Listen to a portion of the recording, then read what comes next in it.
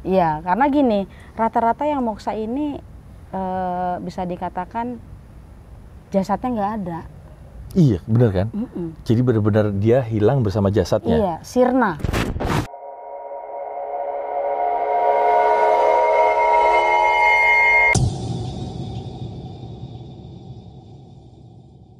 Ketemu lagi di Kimata. Kita mau cerita. Saya Harsha Subandrio, kali ini saya sendiri. Ya, di sebelah saya nggak kelihatan. Oh, di sebelah saya ada Kak Re. Kak Re, Halo. apa kabar? Alhamdulillah baik. Alhamdulillah sehat. Kita baru ketemu lagi sejak terakhir waktu itu di acaranya PMK, iya kan? Oh iya. Ya, kita belum ketemu lagi. Acara Abis PMK. lewat Lebaran baru kita ketemu lagi sama Kak Re di sini. Malam hari ini, Kak. Ini kan cerai ya. Cerai itu kan ceritanya Kak Re. Ini kita akan ngobrolin soal moksa atau yang kalau di bahasa Jawanya yang saya tahu itu mukso gitu. Mukso. Mukso, bilangnya gitu ya. Iya. Nah, ini kan ibaratnya hilang tanpa meninggalkan jasad, senyap tanpa jejak. Widih. Wih, Mantep banget. mantep bahasanya mantep ya.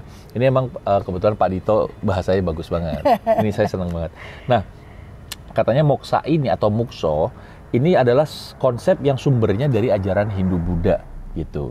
Jadi memang mukso ini katanya melepaskan diri dari semua ikatan duniawi dan juga reinkarnasi di dalam kehidupan. Iya. Gitu ya Kak ya? Ya itu memang moksa ini dominan dari Hindu-Buddha ya. Dia membebaskan diri dari keterikatan sebetulnya. Keterikatan dengan dunia. Kehidupan dunia. Keterikatan dunia. Tapi jadi, kan apa ya, konsep ini kan katanya masih menjadi pertanyaan juga sampai sekarang gitu. Karena sekarang katanya dari dulu sampai sekarang itu hanya jadi sekedar cerita rakyat aja gitu. Orang-orang tidak meyakini bahwa emang benar bisa moksa gitu. Oh. Gitu. Iya. Mungkin karena kurang wawasan aja sih. Sebenarnya kan dari zaman dulu itu khususnya di Indonesia ya. Kayak di beberapa kerajaan-kerajaan itu terkenal loh adanya moksa. Iya, gitu. betul. Karena memang kayaknya tokoh-tokoh kerajaan yang memiliki kemampuan itu. Iya. Mungkin karena mereka tokoh, jadi ceritanya diangkat. Mungkin kalau kita rakyat jelata, moksa juga nggak ada yang tahu. Ini pertanyaan, ini akan menjadi sebuah pertanyaan. Kan cerita yang kita tahu hanya dari si tokoh-tokoh bangsawan zaman dulu, pemimpin zaman dulu, terus ya adalah mungkin ya raja-raja, keturunan keluarga raja, bupati. Tapi orang biasa seperti misalnya contohnya kayak kita, apakah punya kemampuan untuk moksa juga? Sebenarnya itu kan terbuka untuk umum bagi siapapun yang mau belajar. Oh, sebenarnya itu bisa dipelajari. Bisa dipelajari. Nah, contohnya kayak di Islam. Ya kita pakai analoginya Islam ya. Nah, kita pun bisa mencapai moksa, tapi mungkin namanya udah bukan moksa. Namanya udah berbeda. Udah beda namanya. Itu kan versi bahasa dari Hindu atau Buddha. Nah, kalau di Islam itu sendiri ada juga. Namanya apa sih sebutannya? Namanya Manunggaling Kaula Gusti, itu versi Jawa. Menyatunya kita dengan Tuhan. Oh, gitu. Manunggaling Kaula Gusti.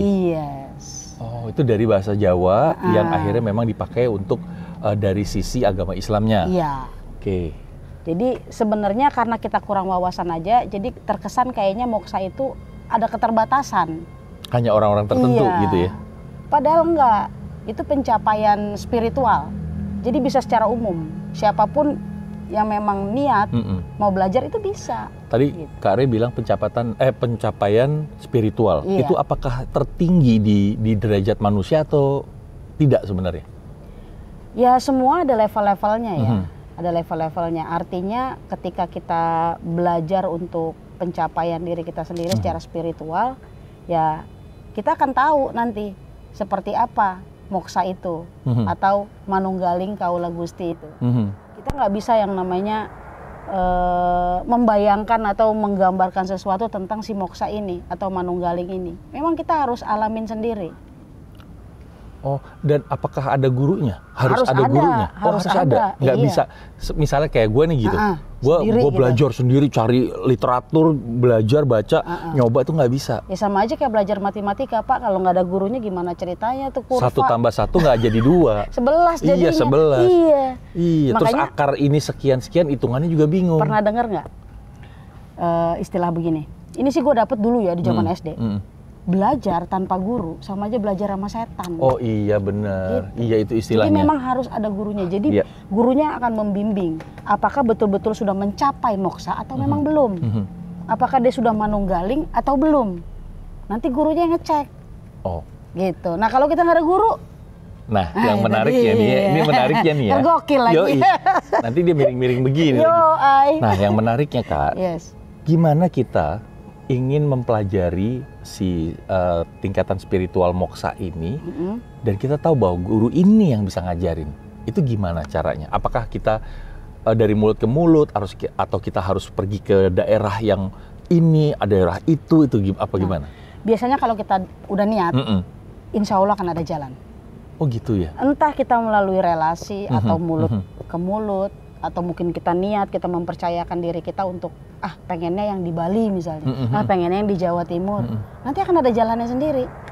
Oh, yang penting kita udah niat aja dulu. Tuh, ya. Dari semuanya emang harusnya niat aja kan? dulu gitu. Harus niat dulu gitu ya. Jadi si moksa ini memang pencapaiannya itu untuk pencerahan dalam kehidupan, kebebasan dalam kehidupan. Nah kebebasannya juga bukan kebebasan yang brutal ya, bukan. Tapi memang alurnya lebih bagaimana menjalani kehidupan sehari-hari dengan baik dan benar.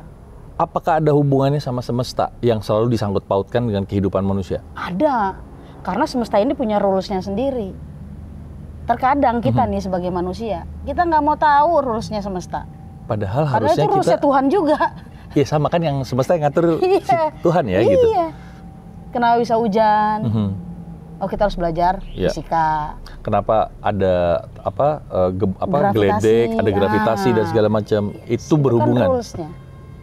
Gitu. Oke, menarik ya. Iya. Oke, ya sekarang yang Kak Re tahu nih, tokoh-tokoh siapa saja yang, kan ini yang selalu kita dengar kan ternyata tokoh-tokoh yang ada di zaman dulu nih Kak. Ya, jadi dari zaman kerajaan.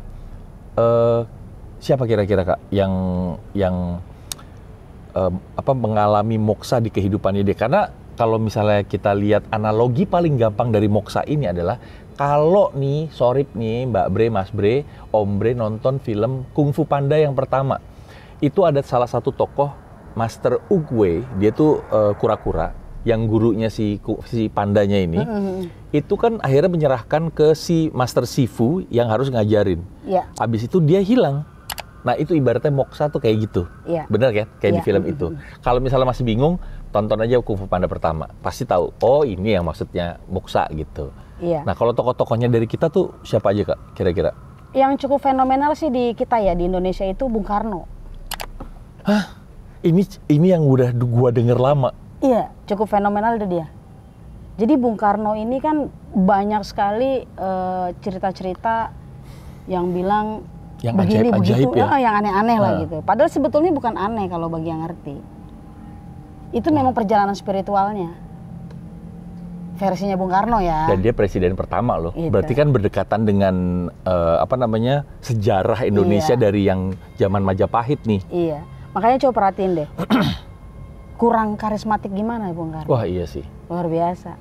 Satu yang membuat negara-negara di dunia itu sangat-sangat takut, bukan takut sih, respect, segen adalah pada saat katanya nih CIA punya video mesumnya Bung Karno. Bung Karno dengan santai jawab, mana sih nih videonya? Saya minta nanti mau saya sebarin supaya semua pada lihat. Dia santai aja ngomong gitu, padahal itu sebuah ancaman dari Amerika Serikat gitu. Tapi dia santai, dan itu yang katanya karisma itu memang yang membuat orang-orang yakin bahwa Bung Karno tuh moksa gitu katanya. Jadi memang moksa itu akan terlihat dari sikap seseorang. Bagaimana dia dengan tenang menghadapi, walaupun yang dihadapi itu mungkin buat secara umum nih, penilaian secara umum, wah ini udah dahsyat nih, wah ini udah luar biasa. Dia tetap cool. Dia bisa se-cool itu, dia bisa setenang itu. Gitu. Itu baru salah satu ciri ya. Betul. Belum lagi yang lainnya. Nah, gitu. Boleh nggak ini mumpung Kak Re tadi udah menyebutkan katanya Bung Karno memang moksa nih, punya kemampuan gitu. Ya. Saya kebetulan waktu itu pernah ada satu urusan pekerjaan yang harus ketemu sama Mas Guru Soekarno Putra, anak bungsunya dari Bung Karno. Nah, kebetulan saya harus ngepas baju yang didesain sama Mas Guru untuk sebuah acara fashion show. Ada sahabatnya Mas Guru dan juga teman baik kita namanya Om Joni almarhum. Dia bilang tuh Mas Guru di kamar, samperin dulu, say hello. Oh iya. Jadi saya ngetok, Assalamualaikum, saya buka pintu. Tiba-tiba saya ngelihat dengan mata kepala saya sendiri, Mas Guru itu lagi ngobrol. Dengan nggak kelihatan ngobrol. Iya sambil nunduk gitu. Gua kaget, gua tutup lagi pintunya. Gua bilang ke Om Joni, gak enak gua tuh lagi ngobrol. Terus Om Joni bilang, oh iya, ada waktu-waktu tertentu. Ya udah nggak apa-apa, tunggu dulu. Nah, dia ngomong sama siapa Om Joni? Dia lagi ngomong sama bapak. Ngomongnya gitu. Sampai sekarang gue masih inget perkataan si Om Joni itu, yang membuat gue bilang, gue akhirnya kayak yakin gitu bahwa iya memang bisa jadi Bung Karno memang moksa gitu. Gimana menurut kakak? Itu baru salah satunya. Baru salah satu ya. Salah banyaknya ada banyak nih berarti. Kan main. Waduh. Apa perlu kita bongkar ceritanya di sini? Makanya gitu? Gini, kadang-kadang ada beberapa cerita rakyat cerita rakyat. Tapi ini belum tentu bisa dikonfirmasi juga karena ini kan beredar di masyarakat luas saja. Salah satu ceritanya begini, ada beberapa orang di Bogor itu sering ngelihat Bung Karno. Di istana kan? Di istana. Nah, tuh. Itu satu.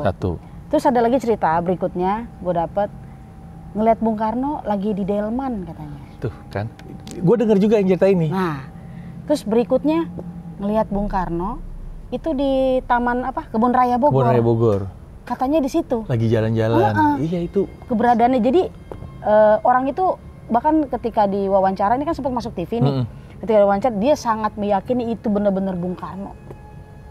Benar-benar Bung Dengan Karno. Sosoknya dia kan. Karena dia berhadapan langsung, tatapan langsung. Nah, cuma bukan ngobrol, selewat. Lewat gitu. Dan dia ngelihat. Itu benar-benar Bung Karno. Dia bilang begitu. Tuh, kan ceritanya udah banyak. Dan saya pernah syuting waktu zaman masih di acara Percaya Nggak Percaya. Kebetulan di Jepara di rumahnya Bung Karno nih. Nah, itu banyak sekali interview di clip on yang saya pakai. Ada suara, katanya ada suara yang masuk padahal kita lagi ngobrol biasa. Dan itu almarhum Pak Leo, penasihat spiritual kita, itu bilang, udah tenang aja, nggak apa-apa kok, kita diizinin kok syuting di sini. Bung Karno ngomong sendiri sama saya. Dia ngomong begitu. Berarti kan memang ya berarti udah masing-masing aja ya meyakininya ya gitu. Ya memang kembalinya lagi ke masing-masing, percaya atau enggak, percaya nggak percaya gitu kan. Iya benar. Bagaimana Anda menyikapinya? Itu acara saya dulu ya. Tapi selain Bung Karno, ini kan salah satu mungkin ya, nggak banyak juga orang yang dengar soal ini. Tapi tokoh-tokoh yang dianggap moksa juga itu adalah Prabu Siliwangi. Oh iya, betul, dari Jawa Barat. Prabu Siliwangi. Itu sangat diyakini katanya. Iya, karena gini, rata-rata yang moksa ini bisa dikatakan jasadnya nggak ada. Iya, benar kan? Jadi benar-benar dia hilang bersama jasadnya. Iya, sirna. Namanya sirna. Sirna, iya. Jadi nggak ada bekas. Waduh, tuh kalau kena sirna silau. Nah itu beda lagi Pak itu. Itu sinar. Itu sinar itu. Iya. Ini sirna tuh hilang gitu ya? Hilang tanpa bekas, itu sirna. Itu bersama jasadnya? Total, keseluruhan. Tapi mohon maaf nih, kakak kan tadi sempat kita di off air sebelum kita mulai, kakak sempat cerita moksa itu ada yang hilang sesudah dia meninggal, tapi ada yang belum meninggal dia udah moksa, katanya gitu atau gimana? Iya, jadi pengertian moksa ini kan ketika dia masih hidup, dia pencapaiannya untuk kehidupannya dia. Oh iya, ya, betul. Buat dia menjalani kehidupannya dia. Nah, ketika dia meninggal, moksanya dia sirna, keangkat semua. Keangkat semua. Hilang tanpa bekas. Jadi misalnya ada persiapan penguburan atau persiapan dikremasi misalnya. Itu belum dikremasi atau belum dikubur, jasadnya udah nggak ada. Hilang, nah, nggak ada. Ini ada satu cerita. Jadi saya baca di Twitter dan ada fotonya. Jadi ada satu orang mau mindahin jenazah dari salah satu keluarga lah. Dia diminta tolong untuk gali kuburan untuk memindahkan jenazah. Jenazah itu layaknya masih ada di dalam kain kafan kan, yang dibikin kayak model pocong gitu ya. Nah, di foto setelah dia gali, itu tinggal kainnya aja, ada videonya, dia lipet kainnya, di kainnya tidak ada tulang sama sekali. Iya, rapih, pokoknya sirna. Rapih, bersih, dia lipet nih, dilempar sama dia nih, tinggal kainnya doang. Lah kemana? Apakah itu termasuk? Termasuk moksa. Termasuk moksa juga? Termasuk moksa. Merinding saya dengarnya. Jadi moksa tuh hilang sirna, tanpa bekas. Tanpa bekas. Iya. Jasad-jasadnya. Tapi hanya jasadnya aja ya. Jadi nggak ada bentuk fisik apapun. Jadi wajar ketika dia di kain kafan, tinggal kain kafannya aja. Kain kafannya doang. Iya. Dan kain kafan yang udah pernah ketumpuk sama tanah gitu ya. Jadi yang putih bersih masih ada sebagian, Iya. tapi udah cemong-cemong. Dia dilipat bener-bener nggak ada bersih itu. Iya, memang begitu. Itu pas gua nonton, ini penjelasannya bagaimana ya? Tuh gua langsung mikir apakah ini moksa atau gimana? Benar ternyata. Nah itu dialami oleh juga oleh si kayak Prabu Siliwangi. Terus Prabu Brawijaya V katanya juga, Kak. Gajah Mada juga termasuk. Nah, yang paling apa ya? Yang kita selalu dengar ceritanya yang sangat heroik adalah kan Gajah Mada. Iya. Jadi memang di moksa ini kan kembali lagi beda orang, beda talenta. Misalnya Om Harsha ngasah talentanya.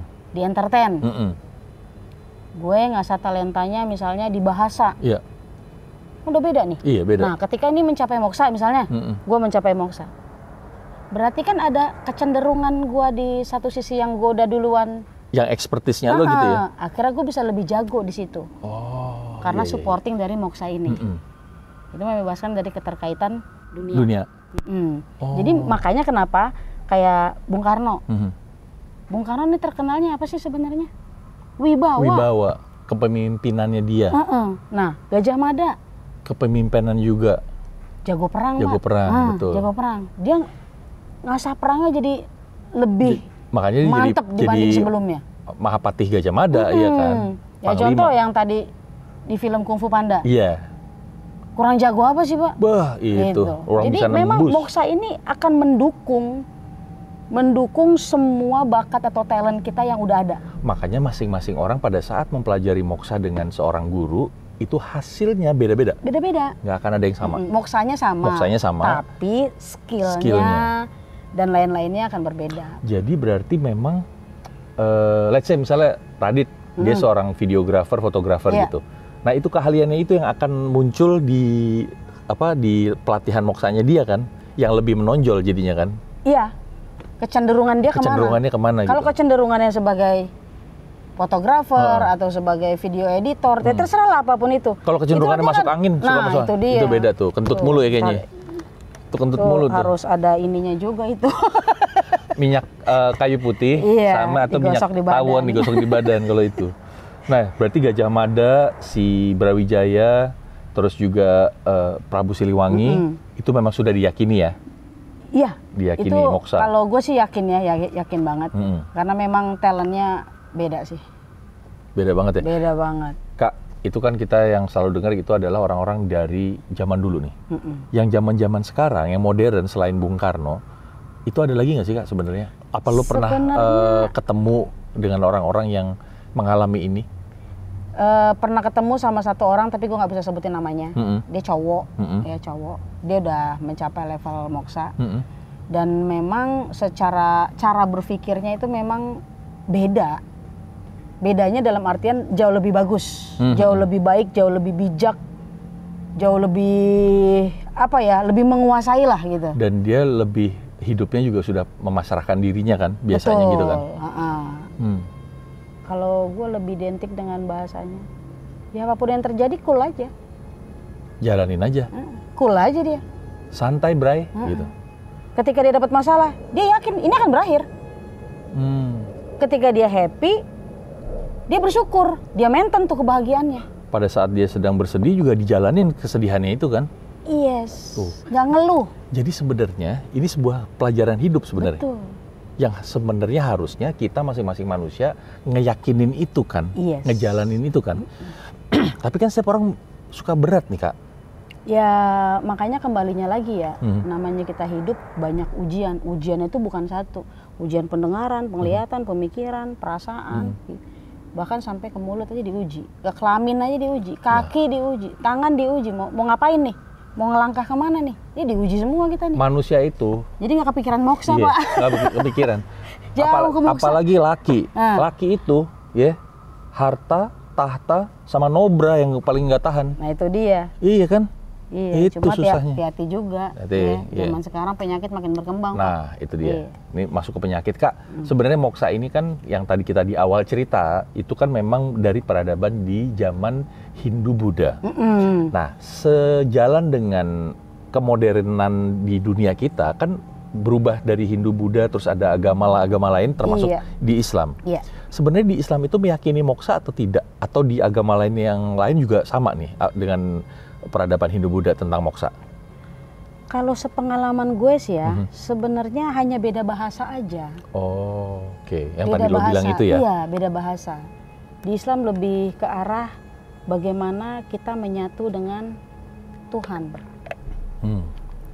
Jadi kita sama Tuhan itu benar-benar nyatu. Sebenarnya kan memang itu setiap hari kita juga seperti itu. Apalagi misalnya ya lewat ibadah sholat misalnya, itu kan kayak kita menyatu juga dengan Tuhan kan sebenarnya. Katanya. Beda ya ini. Beda. Proses spiritualnya kalau ini kan diliputin dengan doa ya. Kalau sholat itu kan isinya doa. Iya. Doa plus gerakan. Iya betul. Gitu. Kalau moksa ini. Kalau moksa ini berdiam diri. Jadi ibaratnya kayak meditasi ya. Semua dalam meditasi. Tapi ada tata caranya yang memang kita harus pelajari melalui ya guru yang kita tunjuk gitu. Durasi selayaknya, sewajarnya untuk mempelajari itu berapa lama Kak? Ada beda orang, beda juga. Gue pernah ketemu sama satu orang, dia cukup cepat, setahun setengah selesai. Ada yang bisa bertahun-tahun berarti ya? Ada yang sampai 20 tahun, 30 tahun, ada yang 40 tahun. Bisa jadi sampai dia udah mau nggak ada itu dia belum juga mencapai itu. Tapi biasanya orang yang sudah punya kemampuan moksa itu dia tahu nggak sih kapan dia akan pergi? Atau Biasanya tahu. Biasanya dia tahu. Karena dia sangat mengenal dirinya. Oke. Gitu. Ya kalau di Islam kan jelas ayatnya, jika kau ingin mengenal aku maka kenalilah dirimu sendiri. Jadi apapun tentang dia, tentang dirinya sendiri dia tahu. Harusnya kan seperti itu kan? Harusnya normalnya, cuma kita nggak normal kayaknya nih Pak. Ya kan namanya manusia ya. Iya, jadi ujiannya, jadi manusia itu ujiannya kan masing-masing beda. Makanya kita harus menyikapi hal-hal seperti moksa ini dan hal-hal yang lain itu dengan akal pikiran yang sewajarnya. Ya benar nggak sih Kak? Jadi jangan juga kita kemakan terlalu dalam, terus kita jadi kayak melupakan kehidupan duniawi juga, atau gimana sih sebenarnya? Kan tujuan dari moksa itu untuk menjalani kehidupan duniawi. Iya benar, tadi Kakak udah bilang. Iya. Jadi duniawinya biar bagus. Tuh. Makanya kita perlu pencapaian moksa. Tuh. Gitu. Kita perlu manunggaling kaula Gusti.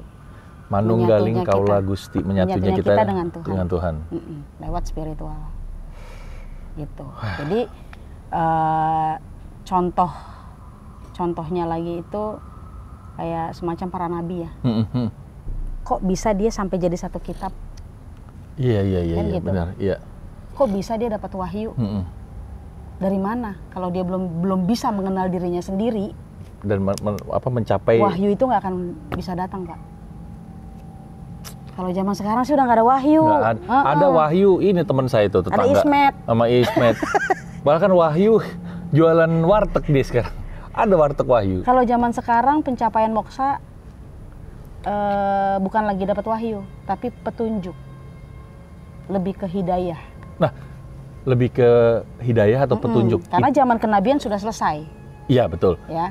Sekarang yang ada hanya orang-orang pilihan. Itu di kitab juga ada, orang-orang pilihan. Nah, orang-orang yang dimaksud dengan orang-orang pilihan ini mungkin mungkin salah satunya orang-orang yang mencapai manunggaling itu, menyatunya dia dengan Tuhan. Jadi udah bukan nabi ya. Betul, bukan nabi lagi. Tapi ini orang-orang pilihan aja. Orang-orang pilihan. Apakah teman-teman Sorip, Mbak Bro, Mas Bro, Om Bro, apalah itu ya, Mbak Bre. Mbak Bre termasuk orang-orang pilihan kita nggak pernah tahu. Yes. Iya kan Kak?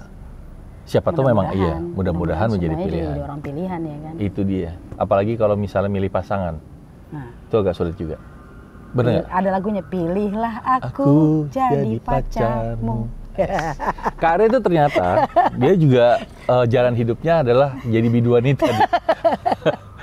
Ini malam ini ceritanya memang tidak horor, tapi banyak orang yang takut juga kalau bahkan mungkin dalam menjalani moksa. Iya, karena gini, ketika proses kita belajar untuk moksa itu kan semacam meditasi ya. Jadi ada satu proses di mana diri kita ini akan keluar dari badan kita. Jadi kayak gitu. out of body experience gitu ya. Nah kita ngelihat tuh, waduh keluar nih. Kalau yang takut kan, nah nggak jadi keluar tuh, balik lagi dia. Karena udah ada kejadian di teman begitu. Dia balik atau dia keluar nih, dia keluar. Baru setengah badan dia lihat, dia ngerasa, aduh, kenapa nih gitu. Dia ngerasa keluar, dia balik lagi, turun lagi dia. Terus dia langsung melek gitu. Kenapa lu? Karena dia cerita lah pengalamannya. Ingat yang Pak Fu juga pernah cerita kayak gitu? Iya, itu beda, itu mimpi. Oh, dia ngimpi basah, kalau itu dia keringetan dia basah. Nah, kalau ini kan memang kita secara sadar, secara sengaja melihat diri kita memang niat untuk belajar moksa. Salah satunya melalui meditasi. Nah, dalam perjalanan meditasi itu, nah kita seolah-olah kayak akan keluar nih dari raga kita. Jadi kayak orang mau mati. Iya, kan takut mati kalau sampai keluar. Kayak gitu. Kan ada yang bilang ada yang nggak bisa balik tuh. Iya. Ada yang nggak bisa balik. Kenapa nggak bisa balik? Bukan dia nggak mau balik. Dia lebih senang di sana. Oh, jadi dia udah senang apa yang dia lihat di sana. Di sini apa yang dia alamin di sana. Yes. Gue tidak. Jadi kan akhirnya juga dia apa ya? Nggak ada manfaatnya moksanya. Iya. Karena dia tidak menikmati hidup, tidak menikmati duniawi. Tidak mengaplikasikan moksanya di dunia ini, gitu. Padahal kan fungsinya moksa untuk aplikasi di duniawi kita, iya. Tuh, jadi intinya paling nggak gini. Sekedar kita untuk tahu moksa, kalau mau dipelajari pun silahkan. Yes. Tapi jangan lupa harus mendapatkan guru yang baik. Guru yang bisa mengarahkan kita menjalani kehidupan moksa ini dengan baik juga. Iya. Gitu. Sip. Gimana Kak? Ada yang dilihat tadi apa? Ada yang lewat-lewat apa gimana sih? Ya biasalah, itu iklan aja, iklan gadungan. Di sini kita kalau lagi ngobrol, apalagi kalau lagi syuting Kimata tuh yang apa namanya, mau pasang iklan banyak. Ya? Yang kepo-kepo. Yang kepo tuh ada banyak. Oke. Buat Om Bre, Mas Bre, Tante Bre, Sorip juga silakan subscribe Kimata, karena setiap hari Rabu malam itu kita pasti ada video baru. Yes. Ya. Ini sahabat kita satu, Om Fuad, malam ini nggak bisa ikut karena sedang beribadah dia. Ibadah umroh. Kita doain semoga umrohnya lancar, selamat, berkah juga. Dan saya berharap giginya tumbuh. Amin, amin ya robbal alamin. Amin. Terima kasih. Jangan lupa ding loncengnya diaktifin. Ya, subscribe jangan lupa. Tolong bilangin sama teman-temannya semua, tolong di subscribe supaya Kimata itu bisa berproses dengan baik juga dan berkembang. Jangan lupa komennya. Oh, komen. Yang mau komen, mau pendapat. Kalau ini memang malam ini kita tidak horor banget, tapi paling nggak kita dapat ilmu ya tentang moksa ini. Horor yang lainnya tungguin, kita nanti ada penelusuran Kak. Iya. Ya. Kita cari yang serem-serem. Kita nanti mau ke satu gedung, di mana gedung itu kalau nggak salah bisa ditembus sama manusia biasa. Karena masuk ke gedung itu ada bolongan, jadi tembus dia masuk. Oke, kita ketemu lagi ya. Bye. Bye.